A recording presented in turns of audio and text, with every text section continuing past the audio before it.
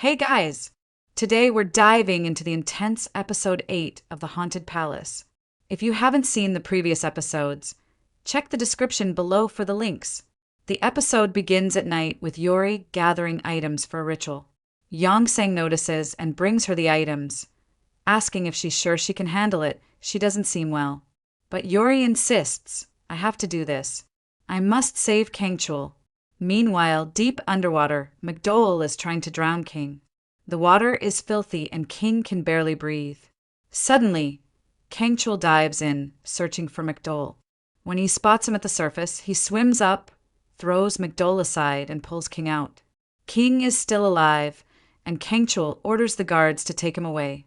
As Kangchul tries to leave, McDall grabs him, bites his leg, drags him underwater, and vomits on him. King witnesses all of this and realizes Kangchul is in danger. Recalling Kangchul's words, "If anything happens to me, fire the arrow," he aims, despite not being able to see the ghost clearly. The arrow hits McDall, who falls into the water. Kangchul rises and declares, "Let me show you what an imugi is." He unleashes his powers, traps McDall in a barrier, and finally kills him with his sword. Yori arrives breathlessly. Yongsang rushes to check on King, who confirms he's okay. Yori runs to Kangchul, who has fainted. As she examines him, she sees symptoms of a curse forming on his body. She quickly pulls out a ritual doll, chants a spell, and stabs the doll with a knife. The pain transfers to McDall, whose spirit gets pulled into the doll. Instantly, the symptoms on Kangchul vanish. He's safe now. Yori wonders aloud, if he's okay now, why isn't he waking up? She shouts his name. Kangchul stirs and teases, "Why are you yelling so loud?" She hugs him in relief. Meanwhile, we shift to Pungsen and Sewin. Pungsen informs Sewin that the curse was broken. Sewin is in disbelief. That's impossible. She's just a girl. How could she break it? Pungsen reminds him that Yori is from Yeongdam village. Don't you remember what happened there? We're shown a flashback of Divak performing a ritual as Pungsen and Sewin watch secretly. Back in the present, King's group is watching Pungsen and Sewin. Yori tells Kangchul, "You look okay now." Lee Sang decides to leave. Meanwhile, BB, who had seen them earlier, says he has a bad feeling. King rushes to Park and hugs her, asking if she's all right. She nods. Yori, on the other hand, prepares to pull McDall's spirit from the doll. Kangchul stands ready with a rope. As McDall emerges, he tries to escape, but Kangchul captures him. McDall attempts to vomit again, but his powers don't work. Yori confronts him. "Why did you do all this? Who told you to?" McDall refuses to answer, so Yori threatens to bury him. She brings up the Queen's dreams, saying he's been appearing in them, and insists he's not the mastermind. "Whoever planted your remains in that pillow, that's the one. Don't you want revenge?" She promises to grant his wish if he reveals the truth. McDall agrees, but only if she fulfills his last wish first. Yori then tells Lee Sang that the ghost's name is McDall and explains he died during a flood 10 years ago. His daughter still lives in the village, and he wants Yori to return his remains to her. King approves. As he checks on Yori, she assures him she's fine.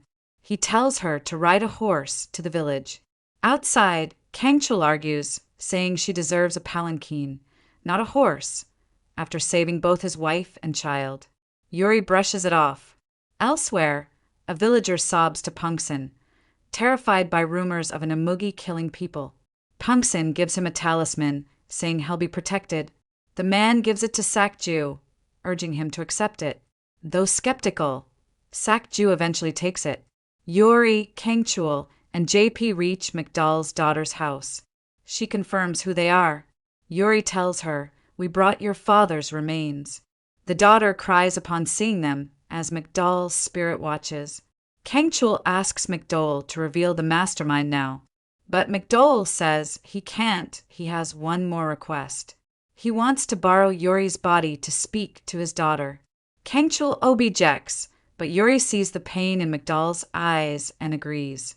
McDall possesses Yori, speaks to his daughter, and sees his grandson, then exits. He recounts how his remains were swept away in the flood. A blind shaman bought them, and everyone calls him a googie. Yori remembers a ghost mentioning a googie during a possession. Meanwhile, Gasp and his teacher arrive in the capital. Gasp sees a one-legged ghost. They also run into Anu, who is searching for a specific book in the library. He pays a man to find it at all costs. As he leaves, the one-legged ghost attacks a woman, who drops something on Anu, but Gasp saves him and scares the ghost away. Later, Li Sang wants to send word to the king. Kangchul tells Yori to stay and rest. She's exhausted. She wants to go, but he insists. They walk together, and Kangchul asks why she allowed McDole into her body. She replies, "I saw the pain in his eyes. He just wanted to see his daughter." Back with Pungsen, he senses danger. He tells Sewin to burn all the evidence. Soldiers raid the area, arresting all the blind shamans. Pungsen is captured. JP searches the place for evidence, but finds none, until he hears a sound. It's Sewin, trembling in fear, claiming to be just a servant. The king confronts Pungsen. "Do you know a googie?" He denies it. The king presses. "When did you last visit the dowser?" Pungsen lies again. Li Sang orders them all to be locked up. Yori doesn't lie. One of them must be a googie. Later, Yori and Kangchul eat together. She wants to leave, but Kangchul insists he's still hungry. She says money's tight and tries to drag him away, but he wants to spend more time with her. He snaps his fingers. It starts raining. She waits for it to stop, but he summons lightning next. Yori ends up falling asleep. Kangchul gently touches her, and she wakes up, asking why he's staring. "Like you're missing someone," she says. He explains, "You have feelings for Yun, but I'm in his body. Still, I wonder, when you smile, is it for him or for me?" Yori changes the subject. "Can you really control the weather?" He replies, "No. Even we have limits." In prison, Pungsen begs for water. The guard refuses until Pungsen scares him with ghost threats.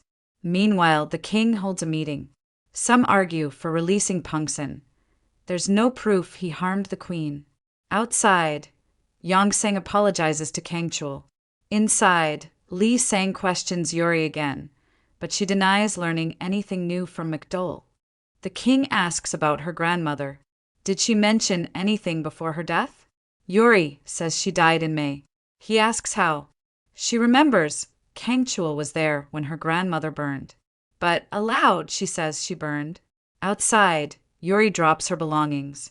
Kangchul tries to help, but she pushes him away. "Stay away. Once this is over, leave forever." Elsewhere, Li Sang's grandfather Banjin warns him about keeping the shamans locked up without proof. Reluctantly, they are freed. JP warns the king they made a mistake. But the king is convinced someone in the palace is helping the 8-foot ghost. At home, Yori avoids Kangchul, who asks for a towel.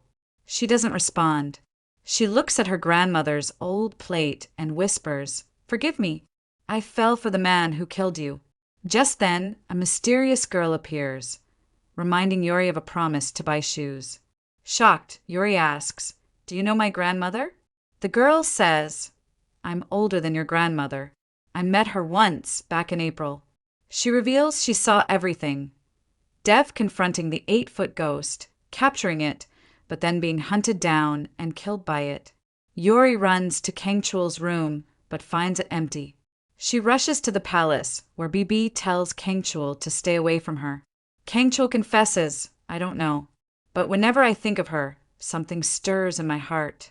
Yori confronts the king. "When you became king, who did the ghost possess first?"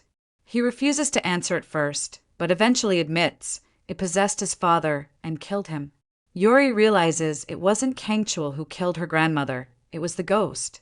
Finally, Pungsen returns home only to be dragged into a cave by his master, Banjin, the king's grandfather. He tortures Pungsen, calling his ghosts useless. Pungsen begs, "Don't anger the ghost," and pleads for 1 month to kill the prince. Ban Jin kicks him and demands quicker action. As the name Dev is mentioned again, the scene shifts ominously and the episode ends. Well, see you for episode 9 this Saturday. Until then, bye.